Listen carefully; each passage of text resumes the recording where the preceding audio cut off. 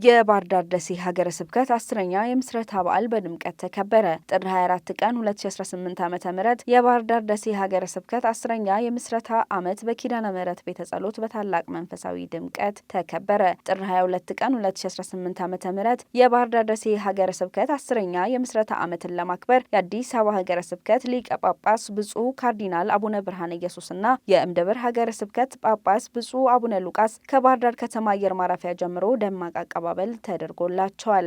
የባህር ዳር ደሴ ሀገረ ስብከት ጳጳስ ብፁዕ አቡነ ልሳነ ክርስቶስ ከእንደላሴያቸው ክቡር አባ ስንታየው ገላው፣ የአማራ ክልል የሰላምና ጸጥታ ቢሮ ኃላፊ ዶክተር እሸቱ የሱፍ፣ የአማራ ክልልና የባህር ዳር ከተማ የሃይማኖት ተቋማት ጉባኤ የቦርድ አባላት፣ የሀገረ ስብከቱ ካህናት፣ ደናግልና ምዕመናን በዝማሬና ሽብሸባ አቀባበል አድርገውላቸዋል። በዕለቱ ብፁዓን ጳጳሳቱ የባህር ዳር ደሴ ሀገረ ስብከት ጳጳስንና የሀገረ ስብከቱን የካቶሊክ ጽሕፈት ቤት በመጎብኘት እየተሰሩ ስለሚገኙ ሐዋርያዊና ማህበራዊ ስራዎች ለመረዳት ችለዋል። ጥር 23 ቀን 2018 ዓ.ም ከሶስቱ ብፁዓን ጳጳሳት በተጨማሪ የጅማ ቦንጋ ሀገረ ስብከት ጳጳስ ብፁዕ አቡነ ማርቆስ በተገኙበት በሀገረ ስብከቱ የመጀመሪያው የእግዚአብሔር አብ ካቶሊክ ካቴድራል ህንጸት በጋራ ጸሎት በማድረግ የመሰረት ድንጋይ ተቀምጧል። በዕለቱ ከሰዓት በነበረው መርሃ ግብርም በባህር ዳር ከተማ ነዋሪዎች ተመራጭ ከሆኑት ትምህርት ቤቶች አንዱ የሆነው የብፁዕ ገብረ ሚካኤል ካቶሊክ ሁለተኛ ደረጃ ትምህርት ቤት የማስፋፊያ ህንጻ በጸሎት በቡራኬና በጸበል መርጨት በይፋ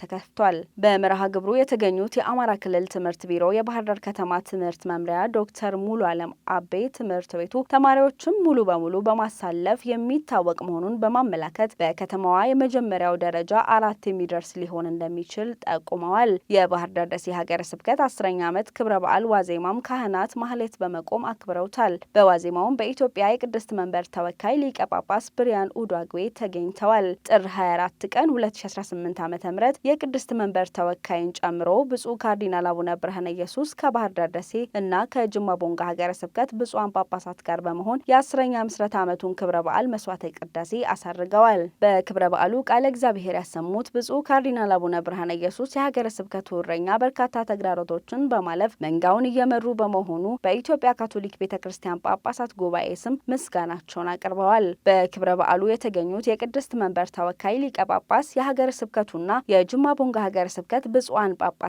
የሀገረ ስብከቱ ጳጳስ እንደራሴ፣ በርካታ ካህናት፣ ደናግልና ምዕመናን ሀገረ ስብከቱ በፈተናዎች ተከቦ በእግዚአብሔር እርዳታ እዚህ መድረሱንና ህብረት እንደሚያስፈልግ በማመላከት የእንኳን አደረሳችሁ መልእክታቸውን አስተላልፈዋል። ክብረ በዓሉ በመስዋዕተ ቅዳሴ፣ በቅዱስ ቁርባን ውደትና በዝማሬ በመንፈሳዊ ድምቀት ተከብሯል። የባህር ዳር ደሴ ሀገረ ስብከት 10ኛ የምስረታ ዓመት ክብረ በዓል ለብፁዓን ጳጳሳት አቀባበል ከማድረግና ቤተ ጳጳሱንና ጽሕፈት ቤቱን ከማስጎብኘት ጀምሮ የመጀመሪያውን ካቴድራል የመሰረት ድንጋይ በማስቀመጥ የትምህርት ቤት ማስፋፊያ በማድረግ በዋዜማና በመጨረሻም የክብረ በዓሉን መስዋዕተ ቅዳሴ በማሳረግ በድምቀት ተከብሯል።